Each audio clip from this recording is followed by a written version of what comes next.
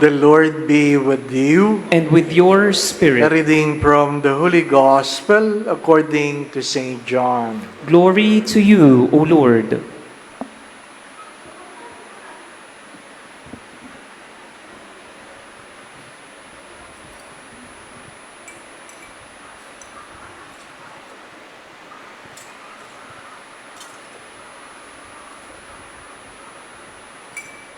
On the evening of that first day of the week, when the doors were locked, where the disciples were for fear of the Jews, Jesus came and stood in their midst and said to them, "Peace be with you."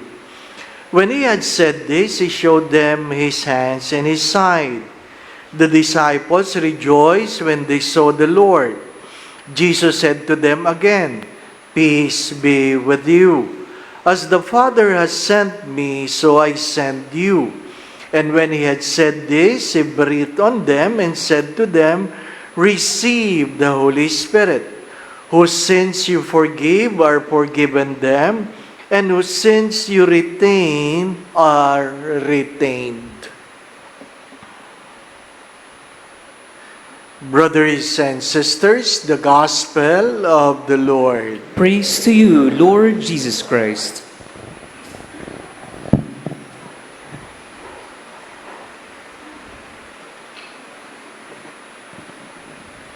I said Mass last night and my voice was a little bit hoarse.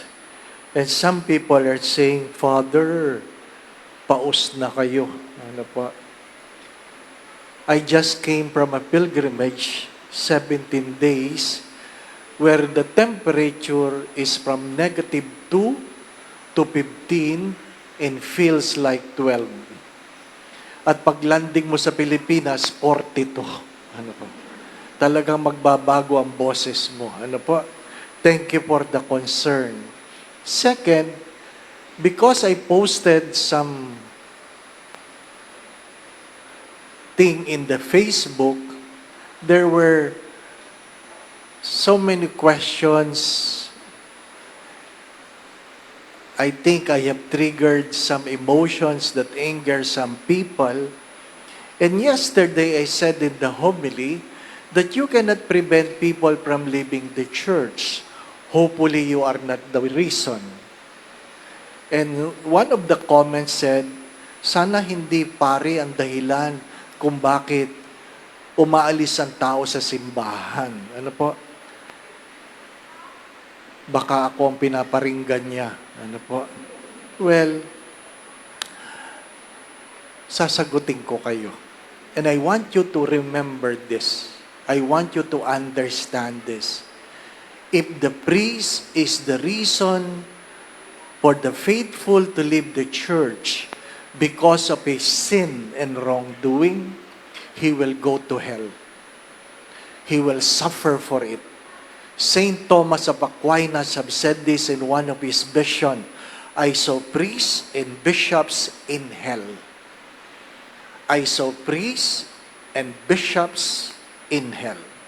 So if the priest is the reason for others to leave the church because of their wrongdoing, be assured that priests will suffer in hell.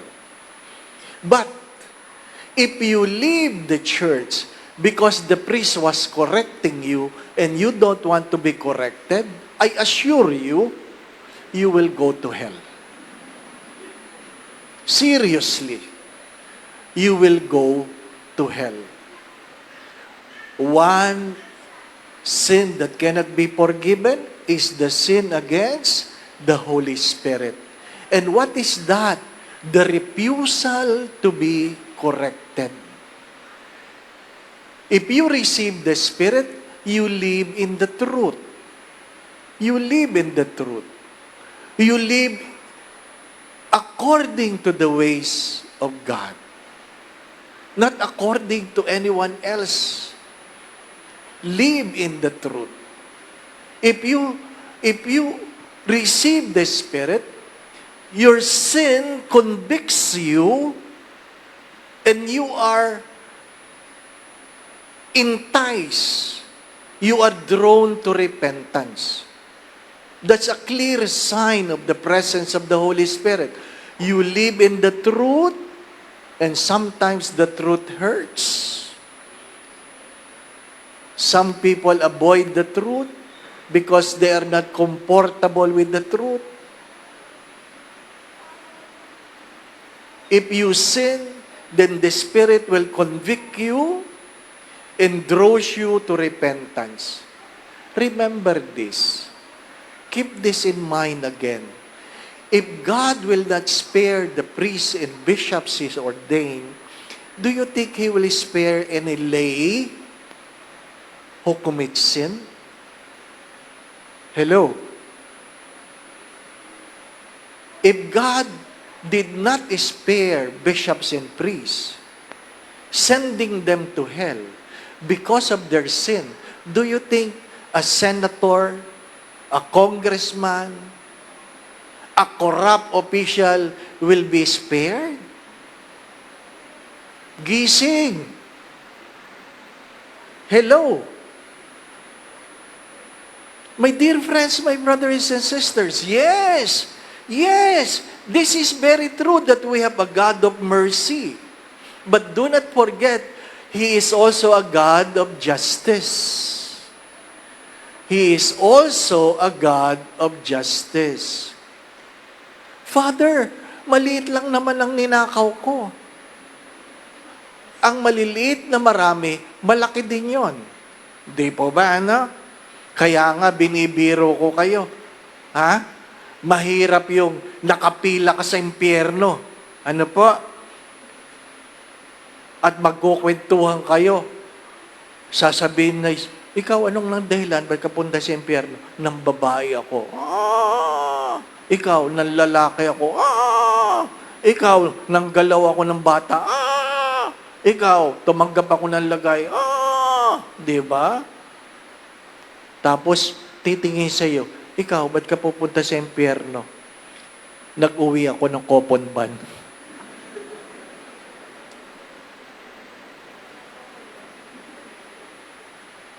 Ginamit mo yung coupon ban, nag-print ka ng assignment ng anak mo. Di ba, ano? Uy, isang piraso lang naman, Father. Hindi ako nagsoli ng payong. Di ba? Nung makailan, may naghulog ng fake na dollars sa koleksyon. Tinabi namin. Ang tanong ko ay, ano kaya ang dahilan? Bakit siya naghulog ng fake na dollars? My dear friends, my brothers and sisters, we will be held accountable for the things we have done. Huwag niyo itong kakalimutan uli. Ha? Kasi mahilig tayo sa good thoughts. Don't worry. It's the thought that counts. Nadinig niyo na yon? Hindi ako nakasimba. Gusto ko, kaya lang hindi ako nakasimba. Don't worry. It's the thought that counts. Di po ba na? Gusto ko magbigay, kaya lang hindi ako nakapagbigay. Don't worry. It's the thought that counts. Nadinig nyo na yon? Basahin nyo kung nasa Biblia yung thoughts.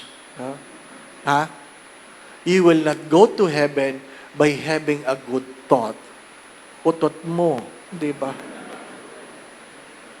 Pagkamisan, gusto nyo si Father, pa-cute lang.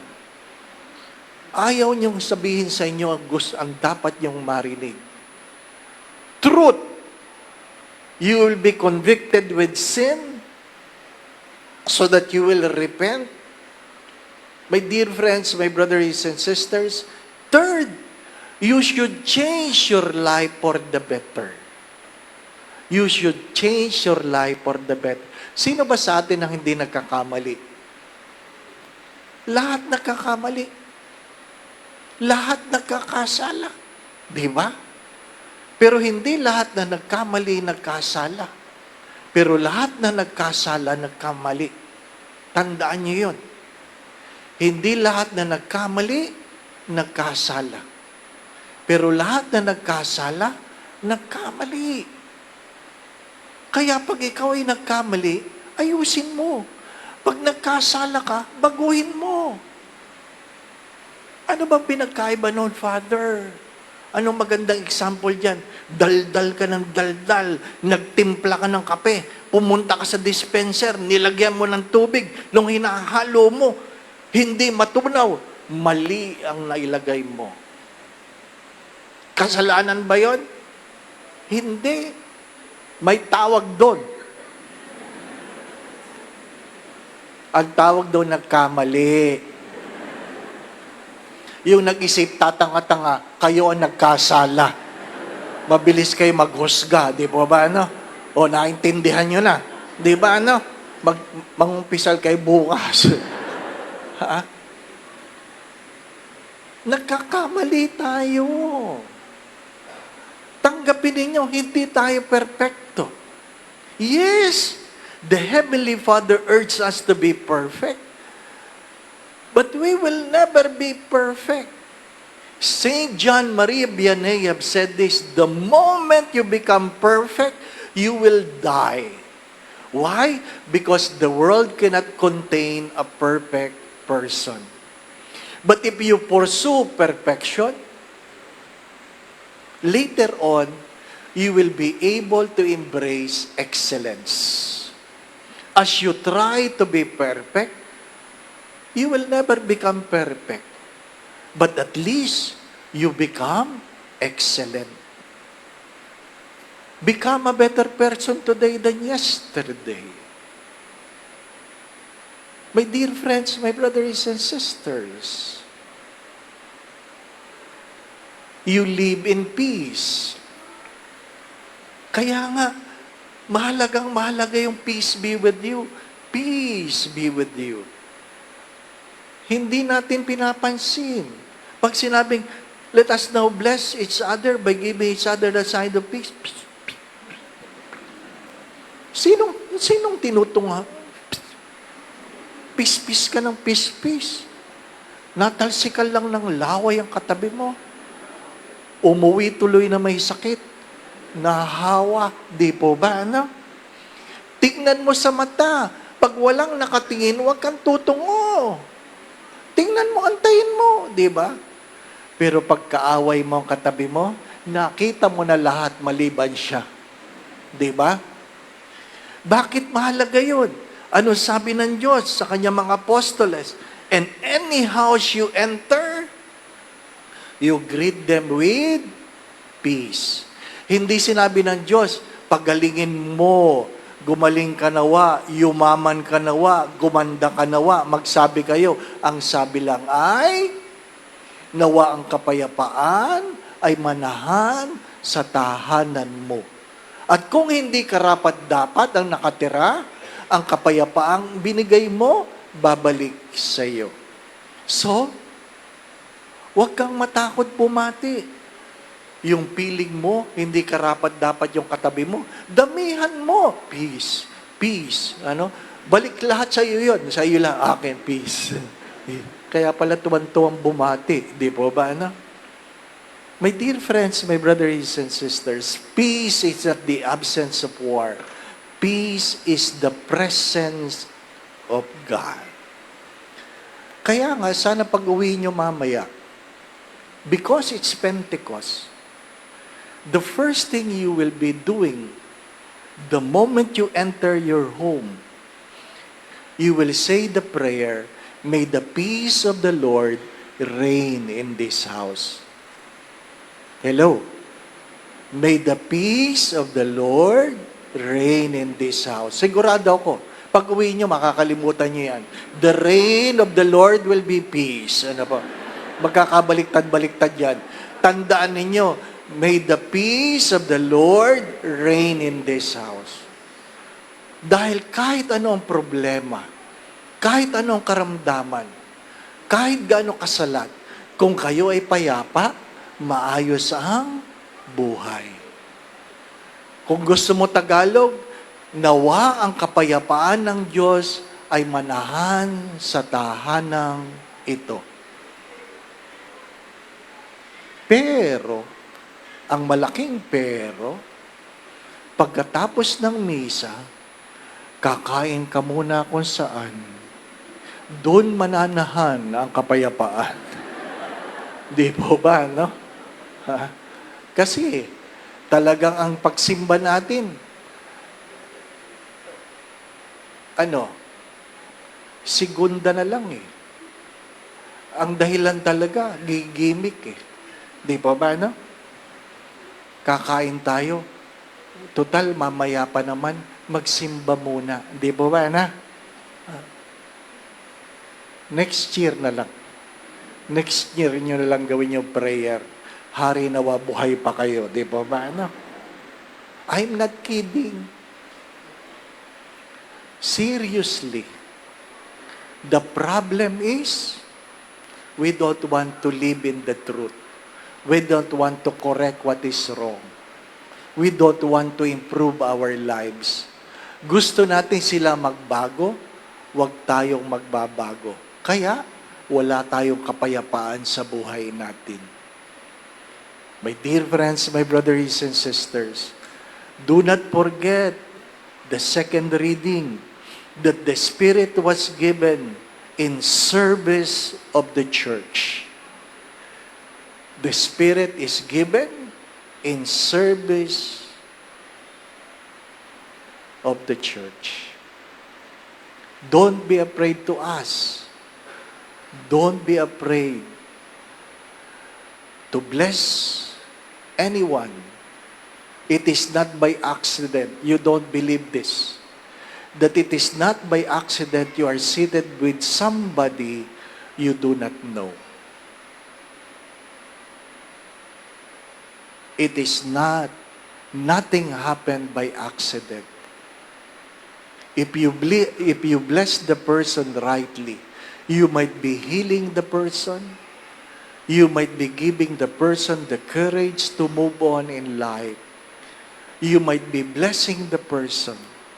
My dear friends, my brothers and sisters, you might be opening the heart of the person, for it has been closed for a time because they have been hurt. The lock was door when Jesus entered. But you have to understand this. It's easier to enter a locked door than a closed heart. It is easier to enter a locked door than a closed heart. Amen. Going back to what I've said, do not forget this. If God did not spare bishops and priests going to hell because of their sins, do you think you're able to escape from it? Kung hindi pinagkait ng Diyos ang impyerno sa mga obispo at pari na nagkasala, ikaw pa kaya? Magandang pagnilayan yun, no? Ano man ang iyong katungkulan, ano man ang iyong posisyon, gaano ka man kahamak, gaano man ka man kadakila sa mundong ito, huhusgahan tayo sa uri ng pamumuhay na ating isinagawa. Hopefully, we live in the truth. We correct what is wrong in our lives. We become a better person. We live in peace by doing the will of God. And let all these things be a desire in our hearts, because the Spirit was given that we may praise God and do His will. Amen. The Lord be with you. And with your spirit. Bow your heads and pray for God's blessing. May God, the Father of lights, who was pleased to enlighten the disciples' mind by the outpouring of the Spirit, the Paraclete, grant you gladness by His blessing, and make you always abound with the gifts of the same Spirit. Amen. May the wondrous flame that appeared above the disciples powerfully cleanse your hearts from ever evil and sin, and pervade them with its purifying light. Amen. And may God, who has been pleased to unite many tongues in the profession of one faith, give you perseverance, that same faith, and by believing, may you journey from hope to clear vision. Amen. And may Almighty God bless you in your family, the Father, the Son, and the Holy Spirit. Amen. The Mass has been offered. We go in peace to love and serve the Lord. Alleluia. Alleluia. Thanks be to God. Alleluia. Alleluia. Huwag kakalimutan, pagpasok sa bahay, sasabihin, may the peace of the Lord reign in this house. Amen.